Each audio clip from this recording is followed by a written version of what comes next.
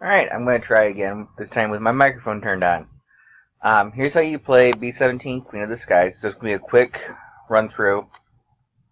The first thing you're going to do is, or one of the beautiful things is that you can customize each game by creating different bomber names.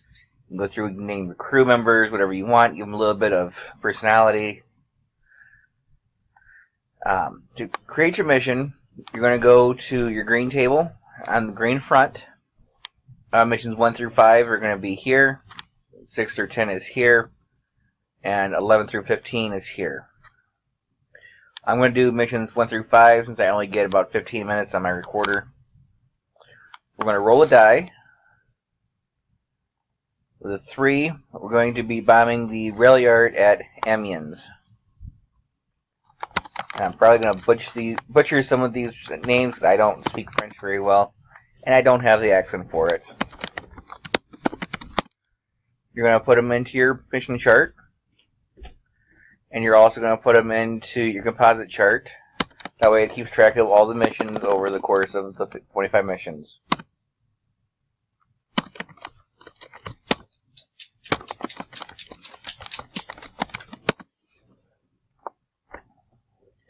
From there, you're going to go to your G4 table. This way you can determine if you are, what formation position you have. You're going to start off by rolling 2 dice. With a 7, we're going to be the middle bomber. And then for missions 6 through 25, you're going to roll 1 die. And it's going to tell you what spot in that squadron you're going to be. So we're going to be in the middle spot.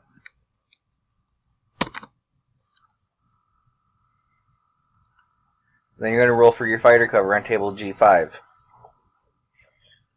Before we do that, let's take a look at our gazetteer so we can figure out how many zones we're going to be flying. And when to Amiens, we're going to be flying zones 2 and 3.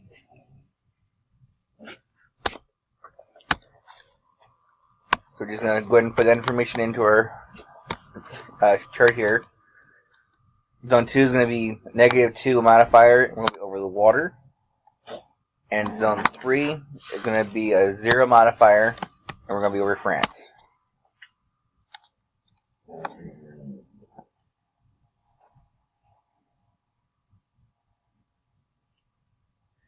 going to roll our die for outbound fighter cover for Zone 2. With a roll of a 1, our little friends are not going to be very helpful on the way out over the English Channel. And then with a roll of 6 over the target, we're going to have good fighter cover there. And again with a 6 on the way back. And a 4 will give us fair fighter cover. Fighter cover is 1, 2, 4, 3, 4 fair, 5, 6 is good.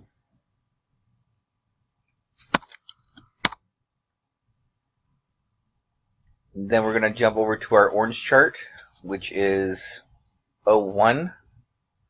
So we can go ahead and get our weather. With a 2, we're going to have bad weather.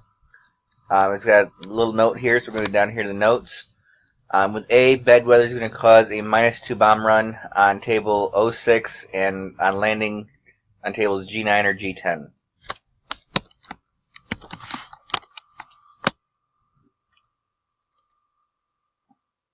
And we'll roll for England when we head back into England. Alright, at this point we are all set and ready to fly.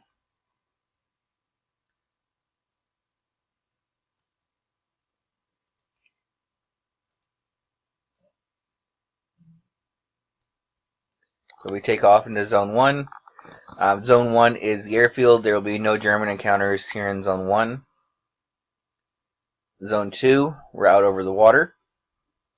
We're going to roll a die and we're going to subtract 2 due to our modifier. And we're going to subtract another 1 because of being in a middle squadron position. With a roll of a 1 with our modifiers, it makes it a -3. So we're going to have no encounters over the English Channel. Then we're going to fly into Zone 3, which is where our target is. We're going to roll our die. We have a 0 modifier from our setup. We have a -1 modifier from our squadron. With a 4, we are going to look at our buff table. Being in over the target, we're going to look at B2. We rolled a 4, so we're going to have 2 waves coming at us. We're going to go ahead and roll for the first one. It's a 56. Reading the red number first and the white number. We're going to come down here with 56. We have no attackers. The Germans didn't like us. If you're out of formation, you're going to have to roll again, because what happened was the other bombers intercepted the fighters on their way in. So then we're going to roll for our second wave. It's a 54. We're going to come down here. We're going to find our 54. We have 4 Messerschmitt 109s coming in after us.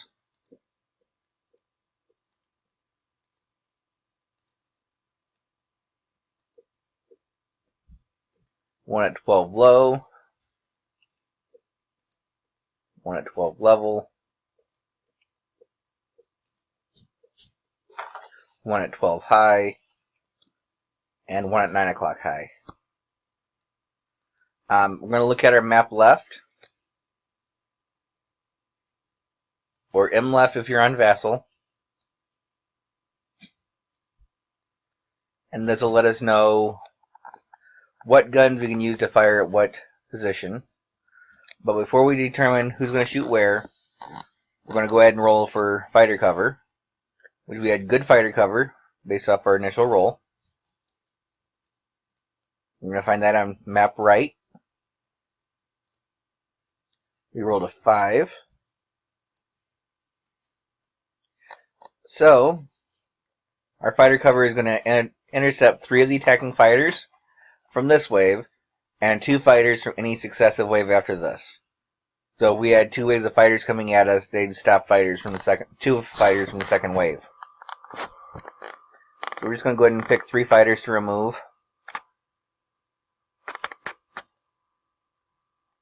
And then we're going to roll for the pilot status. This is an optional rule. I do use it a lot. You're going to roll 2 dice.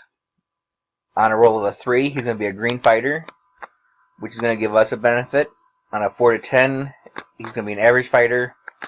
On a roll of 11 or 12, he's going to be an ace, which is going to give him a benefit against us.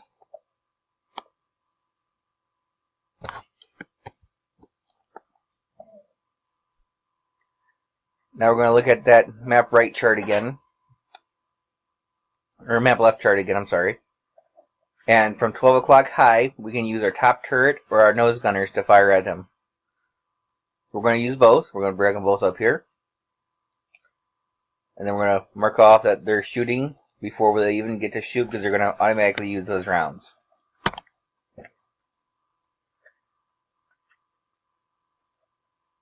Our nose gunner is going to roll. He's going to need a 6 to hit. With a 3, we miss. Our top turret gunner is going to need a 6 to hit. With a 2, he misses. And then it's the Germans' turn to shoot at us. Here on table M3, he's at 12 o'clock high, so he's going to roll, and he's going to need a 5 or a 6 to hit us. With a 4, he misses.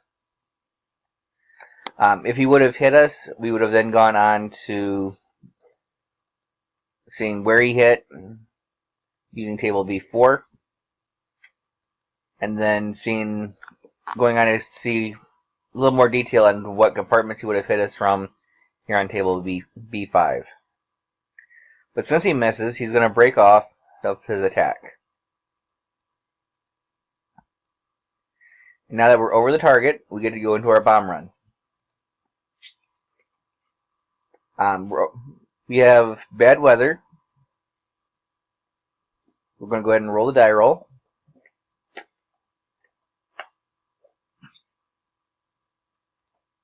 We rolled a 1, so we have no flak coming after us. If we would have rolled a number that would have provided flak, which I'm going to re-roll until we get one, the 3 gives us light flak. You're then going to roll 3 times on table O3 to determine if they hit you or not. With a 5, that's a miss.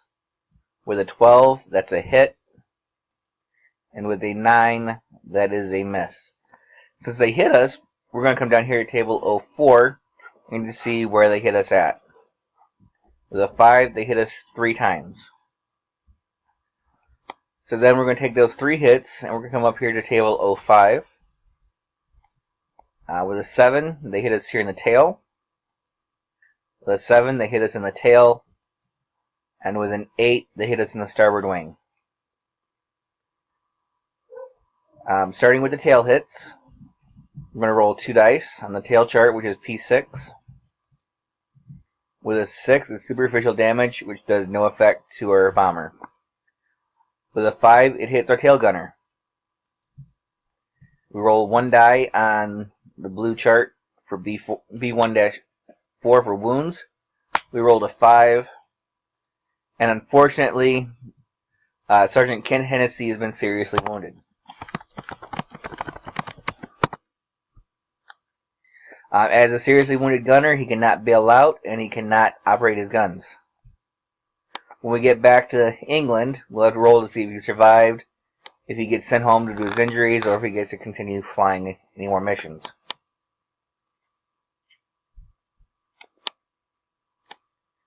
And then they hit us in our wing. With a 7, it's superficial damage here on table B1-1.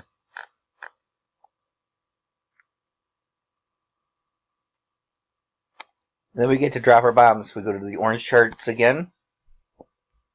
We're going to go to chart 06 for our bomb run. Because we were hit by flak, it jostled the bomb around a little bit. So our bomb run is going to be a -1. And we have that bad weather, which is going to make us a -2. So we have a -3 on our bomb run. So in order to hit, we have to roll at least a 3.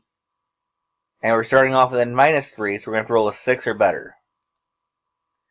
5 minus 3 is a 2, so we are off target. Then we're going to come down here to our 07 bombing accuracy. We're going to roll 2 dice. With a 5, we did 0% bombing. And we're going to go ahead and mark that here on our charts that we're off target. And we did 0% bombing, which is an unsuccessful mission. And we're going to mark here on the composite as well that we were unsuccessful.